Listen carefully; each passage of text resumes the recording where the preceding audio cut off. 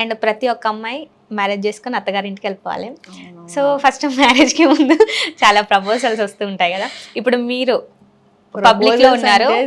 Proposals అందరికీ వస్తాయి, reject చేయడం ఇది ఆ అమ్మాయికి పొగరు అట్లా అనుకుంటారు, కానీ చేసిన తర్వాత పొనాలు ఉంటారా, ఉండరు, వదిలేస్తారు. ఆ మాత్రం దానికి ఎందుకబ్బా.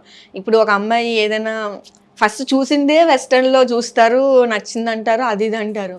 తర్వాత వన్స్ వాళ్ళతో కమిట్ అయిన తర్వాత నువ్వు అలా ఎందుకున్నావు, నువ్వు అలా ఎందుకు మెసేజ్ చేసావు, వీడితో ఎందుకు మాట్లాడుతున్నావు, అక్కడికి ఎందుకు వెళ్తున్నావు, ముందు నువ్వు కనిపించింది కదా, నేను నీకు అలాగే కాదు కనిపించాను, మళ్ళీ ఆ రెస్ట్రిక్షన్స్ ఏంటి చిరాగ్గా.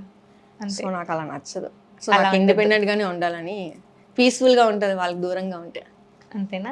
సో ఎలాంటి అబ్బాయి కావాలి? అలా కాదు, ఇప్పుడు మనము ఫస్ట్ నుంచి ఒకలా ఉండి తను వచ్చిన తర్వాత మారిపోయాం అనుకో, అలాంటి వాళ్ళకి క్వశ్చన్ చేయొచ్చు.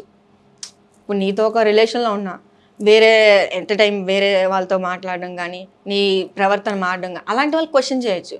ఫస్ట్ నుంచి నువ్వు నన్ను అట్లనే చూస్తున్నారు అబ్బాయి, మళ్ళీ ఎట్లా చేంజ్ చేయమంటావు? అంతే, చేంజ్ ఏమవ్వద్దు.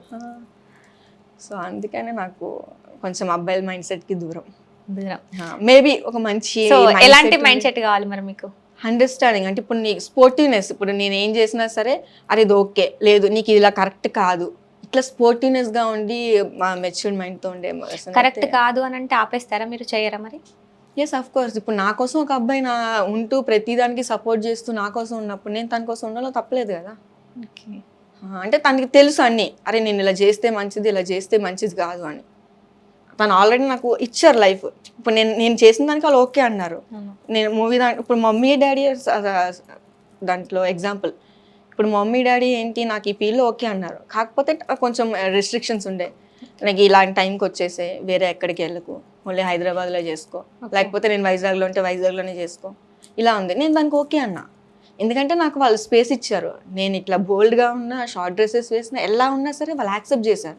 నాకు అంతకన్నా ఇంకేం కావాలి చెప్పు. సో దానికి నేను అగ్రీ చేస్తాను. ఓకే.